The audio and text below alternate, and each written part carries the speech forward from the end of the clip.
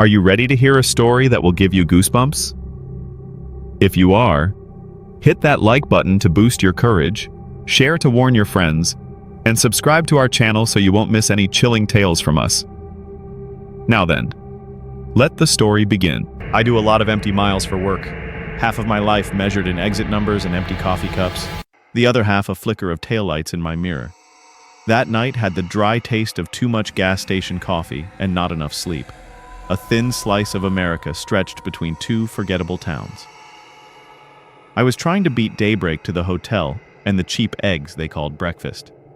Faster route available, my GPS chimed in that friendly, lying voice.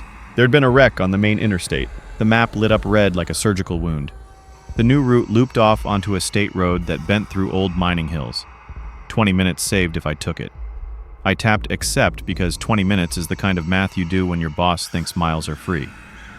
The two-lane cut east, then south, shouldering past pasture and scrub oak. The world turned into silhouettes, barns and tree lines pressed flat against a moonlit sky. It was the hour even radio DJs sound lonely. I kept the needle a tick under the limit and watched for deer. The pavement changed from blacktop to a paler, pebbled concrete that hummed underneath the tires, like someone mumbling in the next room. 1 mile before it, I saw the sign. Tunnel 1 Mi in that plain highway font, with a rectangle where a name should have been. Welded over metal, paint blistered with rust. Maybe it used to be Cedar Ridge or McAlpin No. 2 before the county ran out of pride or money. Somebody had shot the corner of the sign. The little spray of holes showed daylight. I don't love tunnels. Nobody does, not really. You tell yourself they're engineering, not a challenge to your place in the world. Still, there's always the same small, animal hesitation, like stepping into a basement where the light chain is just out of reach. The road dipped. The hills huddled in, shouldering the sky away. The tunnel's mouth appeared around a slow curve, an old stone arch cut into shale, its keystone sunk like a knuckle. A ribbon of yellow bulbs ran the length inside, spaced like bored sentries. Water wept down both cheeks of the portal, staining the stone. No plaque, no dedication, no name. I eased off the gas. The instant my front tires crossed from night into the arch, the cabin pressure changed. Ears popped like I was riding an elevator sideways. The sound of the road went from the crisp scratch of asphalt to the low, wet drone of concrete, as if I'd driven into a throat. My radio had been nattering about high school football scores in counties I'd never visit. It hissed, crackled, and then flattened into white noise. I thumbed it off. Silence arrived the way fog does. Suddenly, then all at once. Dad taught me little rules for tunnels. Center your lane, lights on. Don't fixate on the pinprick of the exit. Look where you want the car to go. He'd say it like religion and keep one hand just touching the dash like he was blessing it. He'd grown up on roads they blasted by hand, and his voice always softened for the parts of the world people forced open. This place didn't feel forced open. It felt like it had been waiting. I rolled through at 40, the posted limit. The ceiling lights went thwump, thwump, thwump overhead as my car passed beneath each one. The tunnel breathes, I thought, and then corrected myself. It felt like it breathed. The air was cooler and wet enough to taste, like pennies rinsed in creek water. The ventilation fans were the old kind, their blades set into round portals high up, turning slow enough to be a threat without being a help. Some tunnels have a shoulder, and some have nothing. This one had a narrow, raised walkway on the right side, waist-high guardrail, the concrete pocked with patches and a thin seam of black grime where people's lives had collected into footprints. Drain grates every 20 feet, long slots cut like thin, patient smiles. There were signs mounted to the wall in reflective green. No stopping, no pedestrians. The kind of signs you put up once something bad already happened and a lawyer told you to make it clear. The crown of the road lifted slightly in the center, so my steering wanted to drift. I corrected with small taps and kept it gentle. It should have been, 30 seconds? Maybe a minute, tops. But there was no end yet, only the long barrel of light and the idea of an opening far ahead, so faint I couldn't swear it was there at all. A sensible brain says, hills are thick, they take time. Another older part whispers, you are inside something. I checked the rear view. The entrance had already become a memory the mirror couldn't keep. Behind me, the lights I had passed receded into a pale chain. I licked a split in my lip and tasted salt and old coffee, and beneath that, the same copper that lived in the tunnel air. I adjusted the vent. The air didn't change. It had the stubborn volume of a room that doesn't care about your thermostat. That's when I saw him. At first, it was just interruption, a notch cut out of the brightness where it struck the wall. Then it turned into a person shape, standing on that narrow walkway to my right. He was facing the wall, like reading the no pedestrian sign up close, or listening to water trickle through the seams. He didn't flinch at my approach, didn't turn his head as my headlights reached him. The old stone made a fainter glow beyond him, and in that glow, he looked like a paper figure someone had cut with dull scissors and pinned there. I came off the accelerator a fraction. My seatbelt tightened that little inch it does when you change speed without meaning to. Instinct says you don't pick up hitchers at 2 in the morning, and you definitely don't do it inside a tunnel. There are rules, some learned, some born with you. But there was a tug, too. An odd, unmistakable pull the way a stalled boat bumps the edge of a dock. Slower, it said. Just a little slower. My high beams swept across him and found details. Older, late 50s maybe, a canvas jacket gone dark at the cuffs, jeans, boots that had lived on gravel. His hair had the defeated flattening of a long night. One hand rested on the guardrail. The knuckles were scuffed, ground in black. The other hung at his side, fingers splayed, as if trying to catch the temperature of the air. He turned when my front bumper was even with him. Not fast, just enough to give my headlights something like a face to work with. Lines at the mouth, eyes that were tired or the light made them so. He didn't wave both arms. He didn't throw himself into the lane. He raised one hand, palm not quite out, more like a greeting he'd been practicing and couldn't get right. I could have kept going. I knew that. Anyone would say later that I should have. But here's the thing. People talk a big game about not stopping, and most of them haven't spent a lifetime on roads where the nearest tow is 50 miles, and the man stranded could be you tomorrow. Courtesy is a muscle you build, same as cynicism. Mine were both strong and argued about it. Don't, I said to myself, like a parent to a kid about to touch a stove. My foot eased a hair more. The car obeyed, and the engine dropped into that heavy-throated note every mechanic hears before an apology. The tunnel's rhythm changed with it, a slower cadence of lights overhead, a longer breath before each unspooled down the hood. His hand stayed up, now a little higher. In the spill of my low beams, I saw the shine of moisture on his jacket. Not rain, not sweat. Something else that didn't make sense, and would make less later. The air through my vents picked up a fresher edge of metal, like the penny taste had grown teeth. I thumbed the window switch. Glass slipped down with a rubbery squeal, and the tunnel's breath came inside the car, cool and damp and busy with smells. "Everything all right?" I heard myself ask, my voice too calm, as if my mouth had stolen it from someone reasonable. He leaned toward the opening I'd made, not too far, careful of the lane, like he respected the same rules I did. Up close, he looked both exactly like an old man and like the idea of one, sketched in a hurry. He smiled, and the smile felt practiced, not because he was lying, but because he was used to needing it. "My car," he said, and the tunnel made his words sound like they were spoken from 2 feet farther back. "Died on me, back before the mouth. Thought I'd walk it. Heard there's a station on the other side." I nodded, because it was the kind of thing you nod to before your brain votes. My thumb found the door locks without looking. They clicked, a small domestic sound out of place in the big old throat of the world. "Hop in," I said, and the tunnel seemed to inhale. The passenger door gave that hollow, submarine thunk as it opened, the sound swallowed by the tunnel before it could echo. A wash of air came in with him, cool, mineral, threaded with something metallic and faintly sweet, like the inside of a coin roll left out in the rain. He slid in carefully, one hand braced on the roof liner, boots dragging grit across the mat. Up close, he smelled like damp denim and old radiator water. "Thank you," he said, and shut the door almost gently. The dome light didn't come on. It always did, even when the bulb was going dim. I made a note to check that later and immediately forgot it. He settled, angled his shoulders like a man unkinking after a hard day. The jacket creaked. He reached for the belt and paused just long enough to make me think he wouldn't use it, then clicked in. The sound was bright and domestic. It made me feel better in a way that annoyed me. "Stations on the far side?" I asked, easing back onto the throttle. We floated forward, the tires finding their hum again. The tunnel accepted us like a bead sliding on a string. "That's what the sign said," He answered, watching the road with the unblinking attentiveness of a passenger who doesn't want to be trouble. His voice had a sandpaper kindness, the kind found at VFW halls and bait shops. 2 miles past the hill. Up close, the lines in his face were the sort you get from squinting at sun and from not sleeping enough. The hair at his temples had gone leonine gray, and there was a weatherman's patience in the way he waited for me to ask the next question.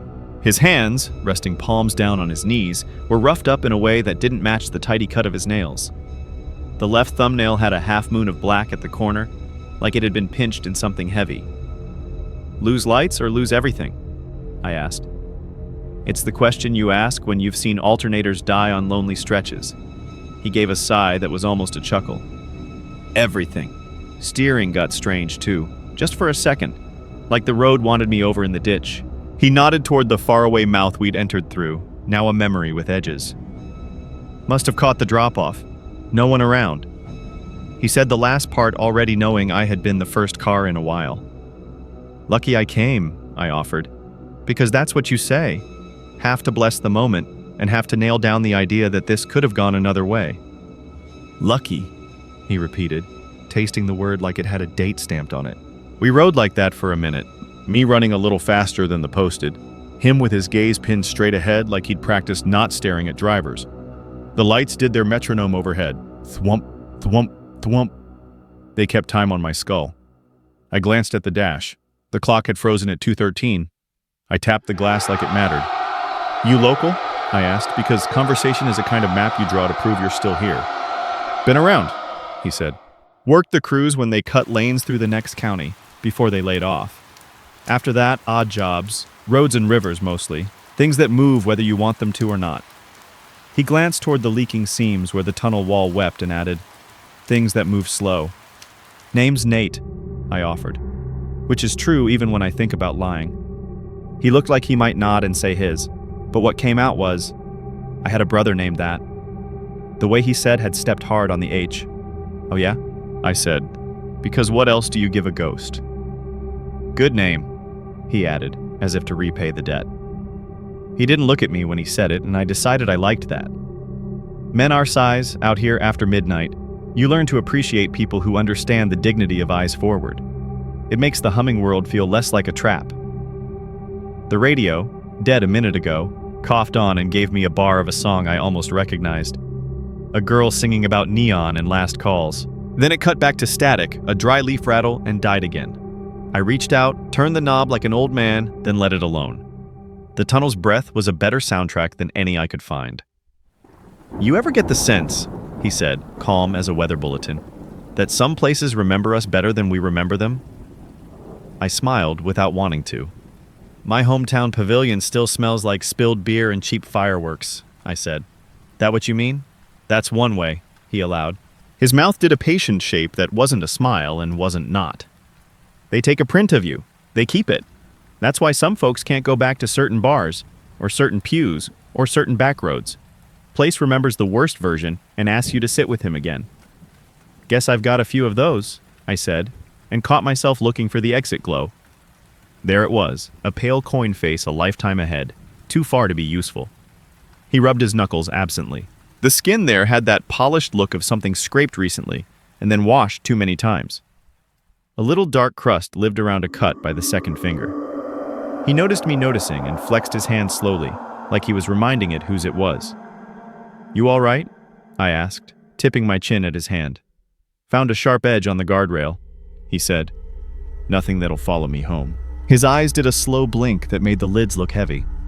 When they opened, the irises looked darker than they had been at the door. It was the light. Had to be. We passed a recess cut into the wall, one of those emergency bays with a red phone that probably didn't work. Its glass door was fogged from inside. You only notice that kind of fog when you're already primed for noticing things that don't matter. It was there, and then it wasn't, and the road took us the way a river takes leaves, without malice and without mercy. I cleared my throat. "You from over this hill?" I asked. He laughed, a single soft bark that bounced off the windshield and came back thinner. "Everybody's from over a hill," he said. Depends which side you mean. You talk like my grandfather, I said, and the compliment made something unhelpful ease in my chest. Plain but slippery. Your grandfather lived long enough to earn that, he said. Plain words cut straight. He was easy to listen to. Too easy. The cadence of him, the patient way he let silence sit between phrases, like a man giving a dog time to come close without spooking it. It reminded me of those late-night preachers on AM who make you think they're only talking to you while they're actually fishing 1,000 counties at once. My left eyelid did the little tremor it does at mile 400. I flexed my grip on the wheel and thought about coffee. The empty paper cup in the console had gone soft, sweat ring printed on it like a failed halo. I reached, let my fingertips find the grit salt around the lid, and then let go. 2 hands, Dad always told me. When you're tired, you keep 2 hands. We passed a painted sign bolted directly into the rock face. No stopping in letters that had been repainted over older letters. Beneath it, someone had scratched lines into the paint with a key, tally marks, 5 and 5 and 3. I counted them without deciding to. 13. I told myself it was kids. You do this a lot? He asked. Night driving? Occupational hazard, I said. Better than day traffic, worse than being home. Home is a place with good doors, he said, like he was quoting someone. He touched the grab handle above the window lightly, as if to test it, and left his hand there. The skin on his wrist was pale where a watch had been. The tan line ended in a clean circle, like the watch had dissolved off him instead of being removed. He turned then, not fully, just enough that I caught the shape of his profile in the percussive light. Nose with a broken memory in it, cheekbone a little too sharp for comfort. There was a cut on that cheek, low, like from a branch or a belt buckle. He studied me the way a man reads weather through a window, detached but with skin in the game. You're decent, he said. Not a compliment, a diagnosis. Decent gets tired, tired gets soft. You got a way of saying things that feels like a warning, I said, trying to make it a joke and failing. Everything's a warning if you hear it right, he said, and looked forward again. The next ceiling light rolled over the hood and up the windshield, and for a moment it made a thin bar across his pupils. The reflection didn't behave the way I expected. It should have flashed and moved on. Instead, it felt like it sank. I told myself to stop looking for patterns in rain on glass. Almost there, I lied. More to me than him, because the coin of the exit ahead was still a rumor. My foot pressed down a hair.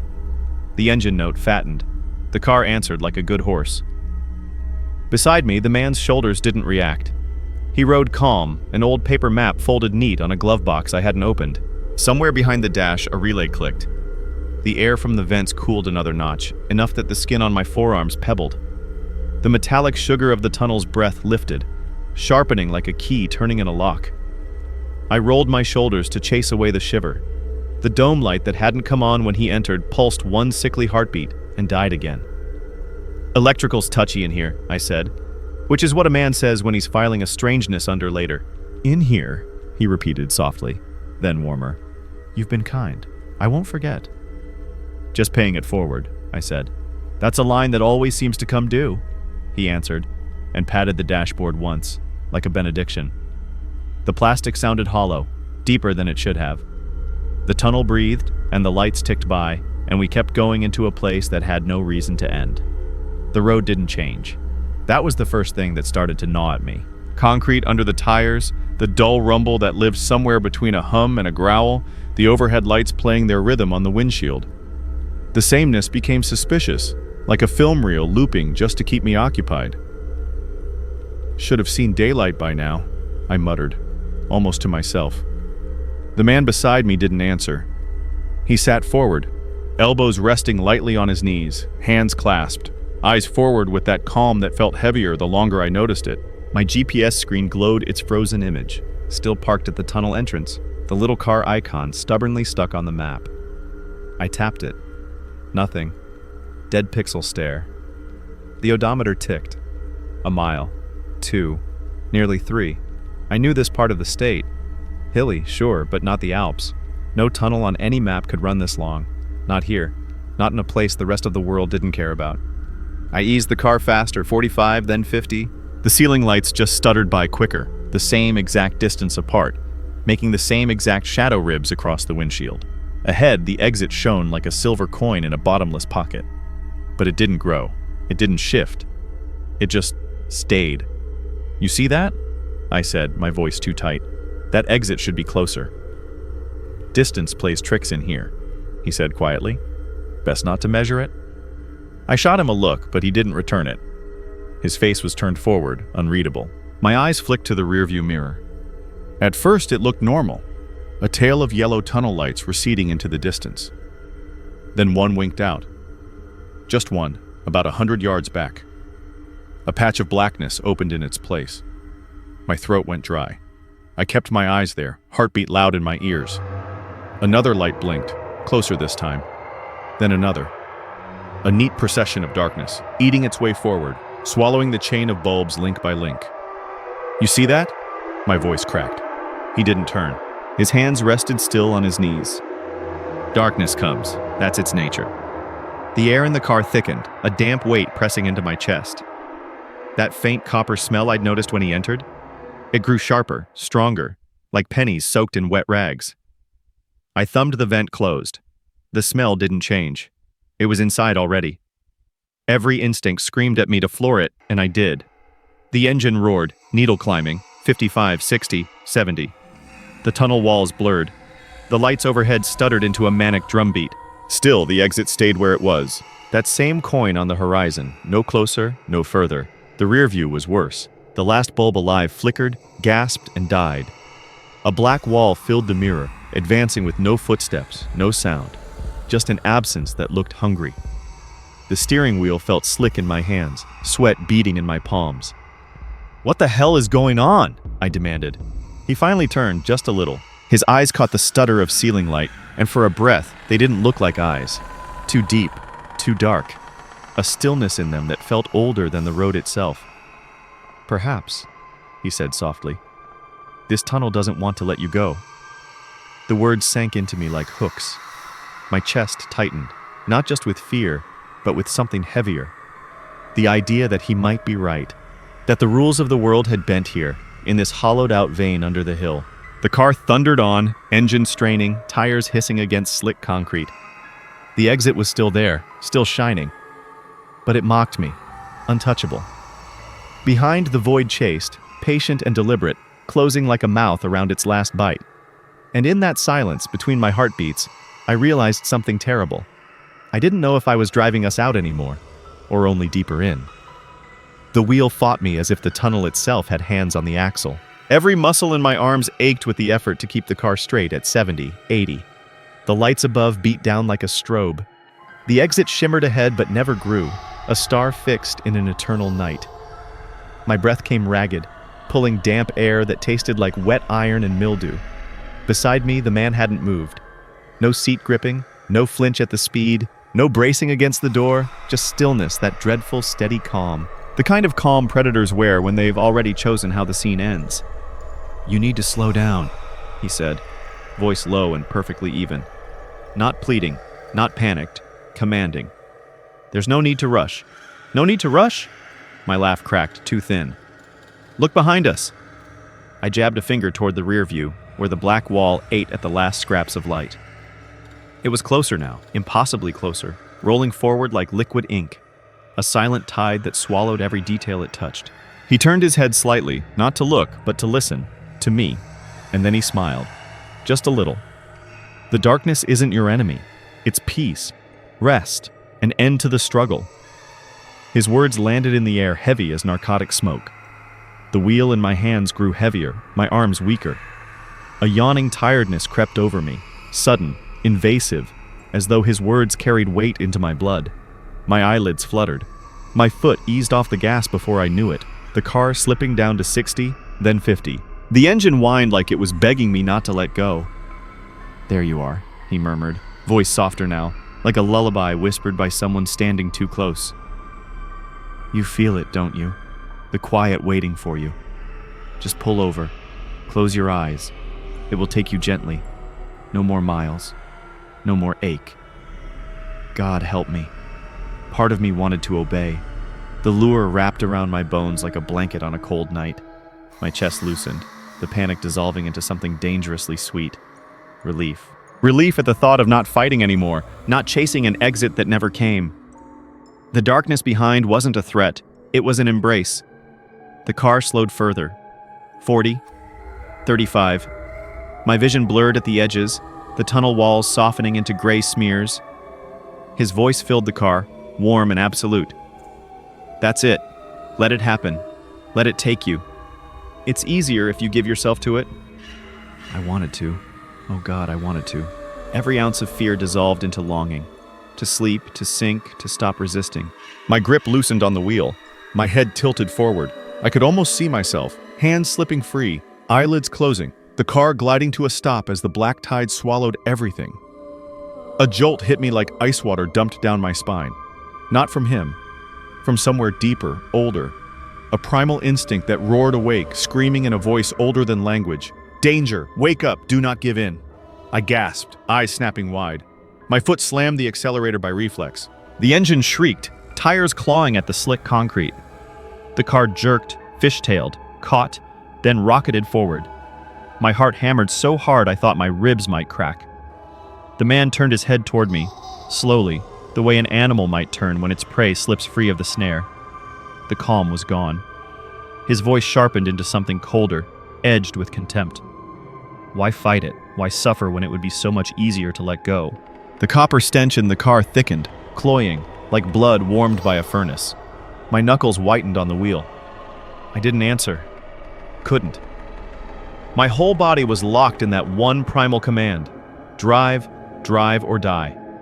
The tunnel stretched on, the false exit shimmering like a cruel mirage. The void behind licked at our bumper, close enough that I swore I could feel its breath in my hair. And still beside me, the man whispered promises of surrender, his words worming under my skin like hooks I couldn't pull free. The car howled forward, but the air felt thicker, like I was driving through syrup. The tunnel's overhead lamps blurred into a stuttering heartbeat, on, off, each flash revealing the man's profile, sharper, stranger, more wrong. His jaw seemed too wide in the light, too narrow in the dark. His skin looked slack one moment, taut the next, and then his voice changed. "You're wasting yourself," he said, though it didn't sound like a man anymore. It was layered, like something spoke through him, deeper, older. "The dark is patient. It will have you anyway." The smell inside the car was unbearable now, thick copper, like a slaughterhouse floor rinsed and never dried. I gagged, one hand fumbling open the glove compartment. My fingers found the cold grip of the pistol I kept for bad stretches of road. "What are you doing?" His voice lost the silk and snapped sharp, animal. I leveled the gun at him, my hand shaking, but my finger firm on the trigger. "Get out. Now." For the first time since he entered, he looked directly at me. Not with the weary eyes of an old man, but with pits of blackness. Not just dark, hollow. Staring into them was like falling. My stomach flipped as if I'd leaned too far over a cliff. He smiled, and it wasn't human. It stretched too wide, too thin, splitting his face into something predatory. His teeth glinted, but they weren't teeth. They were jagged, uneven, like broken glass stuck in gums. "You think that matters?" he hissed, glancing at the gun. His breath scraped the air, every word soaked in decay.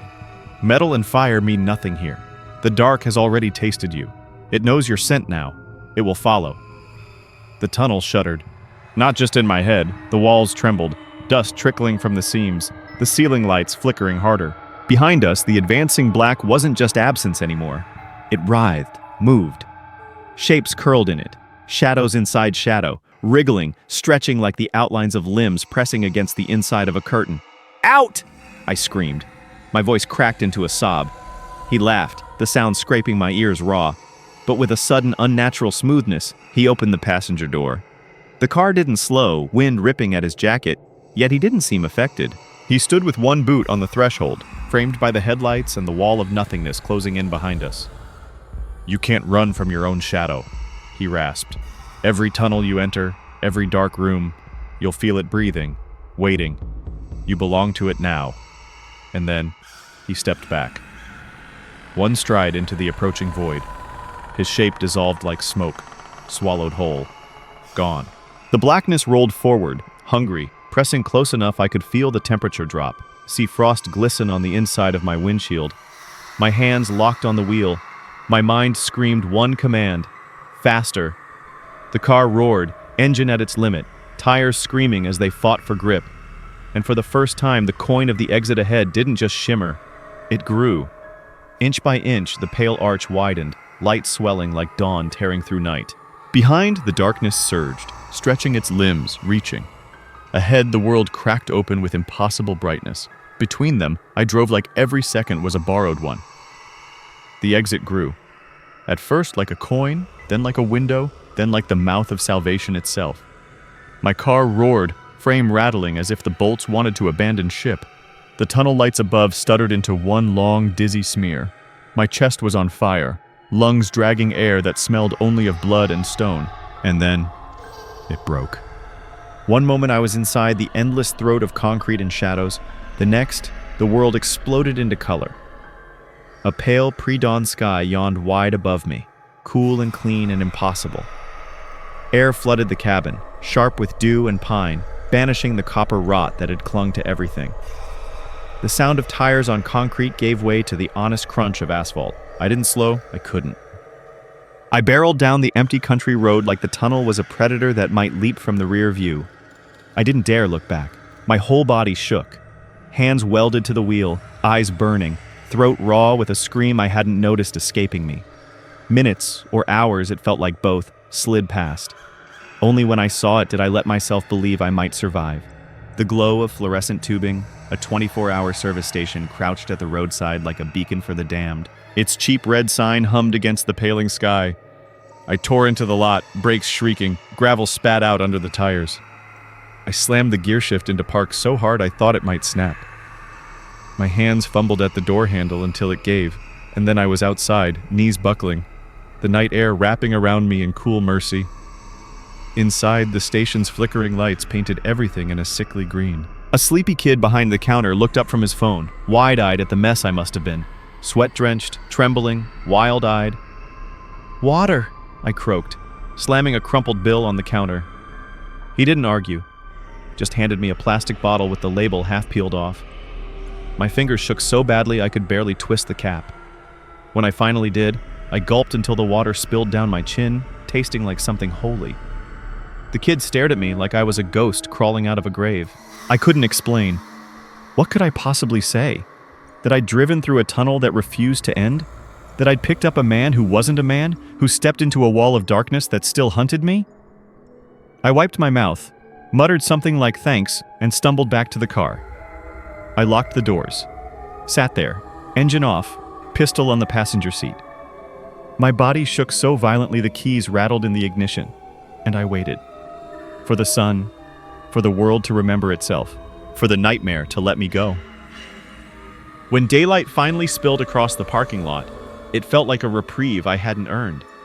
Birds chattered, trucks passed on the highway, life went on. But when I finally dared drive back past the hills hours later, cautious, eyes sharp, there was no tunnel. Just a simple stretch of road, ordinary, innocent, empty. I pressed the accelerator, desperate to leave it behind, but some part of me knew better. The world hadn't erased it. It had only hidden it. It has been days, not many, but enough for the rest of the world to convince me I should have let it go. Enough for sleep to turn into a cruel stranger that won't come near me. Enough for tunnels to become the only thing I see when I close my eyes. Every road since then feels haunted. Overpasses, underpasses, even short city tunnels lit with LED strips. They all make my chest lock tight. I can't drive into one, not even in daylight, not even with traffic flowing around me. I pull over, heart rattling against my ribs, and take some longer route. The idea of concrete overhead, of a ceiling light flickering above me. I can taste copper before I even get close. And I keep hearing him, the way he said it. It has your scent now. At first, I laughed bitterly at the memory. A coping mechanism. I told myself it was just a trick, fear playing house in my skull. But the laugh dies quicker each time. Because it's not just memory, it's happening. At night, my apartment fills with that faint coin roll smell. Metallic, wet, clinging to the curtains and sheets. I scrub the floor. I take the trash out twice a day. It doesn't matter. It comes back. In mirrors, I sometimes see something moving just behind my shoulder, like the light bulb is about to blink out. My bathroom fan groans like it's turning against its will. And once, God help me, once I swore I saw frost blooming along the edges of the hallway, though it was 90 degrees outside. The dark has been following me. Not all at once, not like a stalking animal, obvious and heavy. More like smoke, curling into the places I don't notice until I do.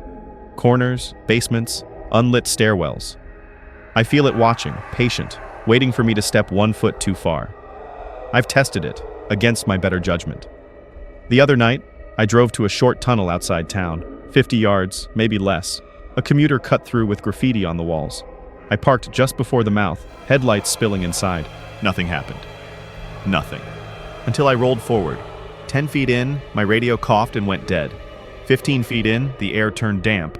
And then, before my eyes could blink, a light over my shoulder snapped out, leaving behind a patch of black that seemed thicker than shadow. I slammed the car into reverse so fast the engine howled, and I didn't breathe again until daylight kissed the hood. The tunnel was normal then, ordinary, but I knew. It had found me, just like he promised. So now I live in dread. Every tunnel is a mouth. Every shadow is a door. And when night falls, I hear the whisper, soft as silk, warm as poison. You're tired, aren't you? You don't have to fight. Just stop. Just let go. I grip the pistol tighter, though some part of me knows bullets are as useless against this as prayers. The only thing keeping me upright is movement, forward motion, headlights carving open the night. Because if I ever stop, the darkness will be there, waiting like an old friend. And the worst part? Some nights, when exhaustion wins, when my hands shake too hard and my eyelids ache to close, I almost believe him. I almost believe it would be easier to let the dark take me. Almost. But not yet. Not yet.